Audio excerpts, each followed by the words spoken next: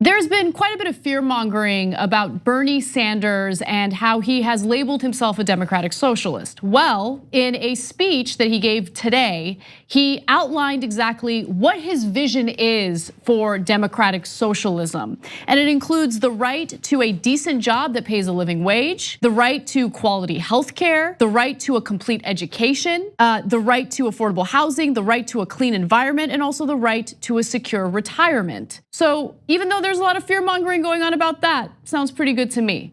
Now, I want to go to the first clip where he explains in more detail about his vision for America. Like today, the quest for transformative change was opposed by big business, by Wall Street, by the political establishment, by the Republican Party, and by the conservative wing of FDR's own Democratic Party. And he faced the same scare tactics then that we experience today. Red baiting, xenophobia, racism, and anti-Semitism. So he gave a lot of history in his speech. It's great and you should watch it. We got it up on tyt.com. And one of the pieces of history was about what Reagan, all the way back in 1960, said about John F. Kennedy. He said, under the tousled boyish haircut is still old Karl Marx. So the Republicans have been doing this for a long time. If you ever try to help anybody like Kennedy was and now Sanders is, they're like, Karl Marx, trying to help people, how dare you? And then referencing Roosevelt as he did there, he went on to talk about Harry Truman. And Harry Truman said, socialism is the epitaph that they have hurled at every advance the people have made in the last 20 years. Socialism is what they called social security. So this is the oldest trick in the book. And unfortunately, it's not just the Republicans that are doing it. Now corporate Democrats are doing it against Bernie Sanders, and most importantly, the mainstream media, over and over and over again, helping to spread that old lie that Republicans and conservatives in this country have been spreading for a long time, that if you actually try to help the average American worker get higher wages or get some sort of stability or peace of mind or health care, they say socialist, Karl Marx, Marxist. It's the oldest trick in the book. Absolutely. Well, it gives the masses more power, right? And that's something that those who are currently in power and who exploit the current power structure don't want. And when it comes to the Green New Deal, Naomi Klein, who wrote this piece in The Intercept, made such a great point. They keep talking about how it can't be done, it can't be done. But they said the same thing about the New Deal. Anyway, Bernie also says, let me be absolutely clear, democratic socialism to me requires achieving political and economic freedom in every community. Let's take a look at the next clip. President Trump and his fellow oligarchs attack us for our support of democratic socialism. They don't really oppose all forms of socialism. They may hate democratic socialism because it benefits working people, but they absolutely love corporate socialism that enriches Trump and other billionaires. Yes, yes. Billion%, exactly right. So the bank bailouts, they didn't oppose those. Does it get any more quote unquote socialist as they have described it in America than just giving not only billions of dollars to the banks through the government, but trillions of dollars to the Federal Reserve? Right. If we had a proposal, Bernie Sanders or Elizabeth Warren or any of them had a proposal that said the Federal Reserve should give $7 trillion to the average American, people would say, oh my God, socially, what are you gonna do, print money and just give it to people? Well, they did it for the big banks. They say, oh, well, no, eventually that'll help the economy. If you gave it to the American people, it would also help the economy, right? So, and we can go on, and in fact, Bernie did, talking about something we talk about on the show all the time. Why do the oil companies still get subsidies? It's insanity. That's taking from the average American worker and giving to the most profitable companies in the world, and ones that are destroying our planet, then creating more costs that are then put on top of us. So they socialize the cost but privatize the gains. Yes, in fact, I want to give you a direct quote from that portion of his speech. If you are a fossil fuel company whose carbon emissions are destroying the planet, you get billions in government subsidies, including special tax breaks, royalty relief, funding for research and development, and numerous tax loopholes. And I personally love that he brought up the research and development aspect of this, because it not only applies to the fossil fuel industry, it applies to pretty much every major corporation in America. It applies to Google, it applies to the pharmaceutical companies. It is our taxpayer money that goes toward the research and development necessary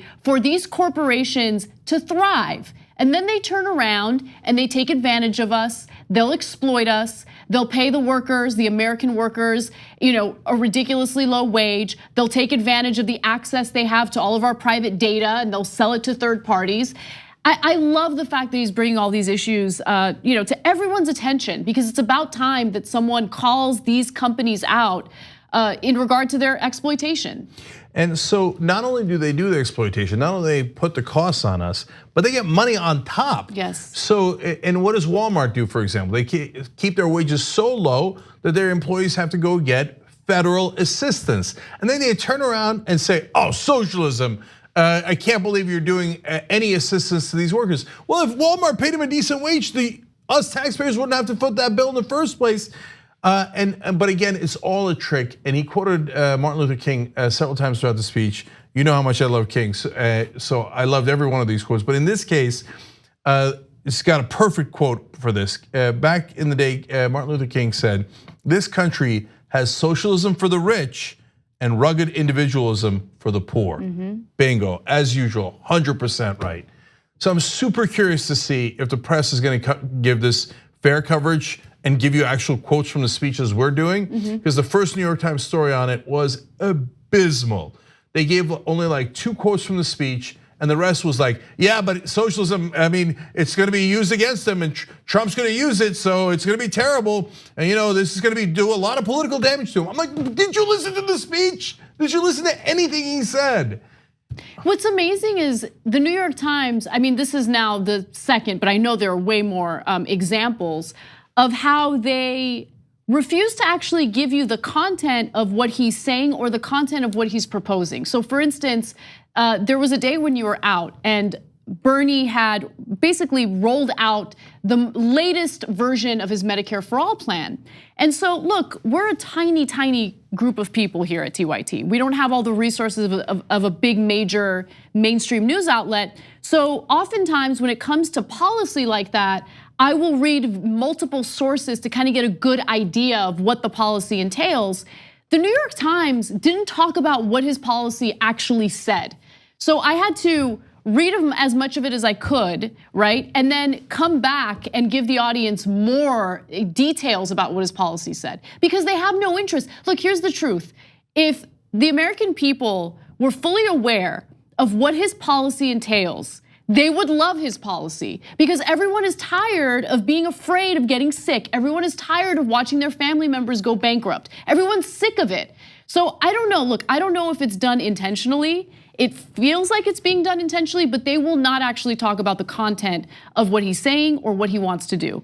Yeah, and look, at the time when Social Security was proposed, they said it was unaffordable. Medicare, unaffordable. Medicaid, unaffordable. Those are the 3 most popular programs we have in the country now. And it turns out they were affordable. So, but when we do trillions of dollars in wars, tax subsidies for the rich, all of a sudden they're affordable. So understand the agenda. And here's another King quote. He said during the speech, he reminded people that King said, call it democracy or call it democratic socialism, but there must be a better distribution of wealth within this country for all of God's children, okay? So this is something that progressives have been saying for a long time, and from time to time we win. And every time we win, those policies wind up being incredibly popular. And that is why Republicans fight them tooth and nail, because once you actually do something for the average American, it's hard to take it back. And then they have more trouble redistributing wealth to the top, which is what they've been doing for the last 40 years. We have one more clip from his speech. Let's take a look. Across the globe, the movement toward oligarchy runs parallel to the growth of authoritarian regimes, like Putin in Russia, Xi in China, Mohammed bin Salman in Saudi Arabia, Rodrigo Duterte in the Philippines, Jair Bolsonaro in Brazil, and Viktor Orban in Hungary, among others. These leaders meld corporatist economics with xenophobia and authoritarianism. They redirect popular anger about inequality and declining economic conditions into violent rage against minorities, whether they are immigrants, racial minorities, religious minorities, or the LGBT community. And to suppress dissent, they are cracking down on democracy and human rights.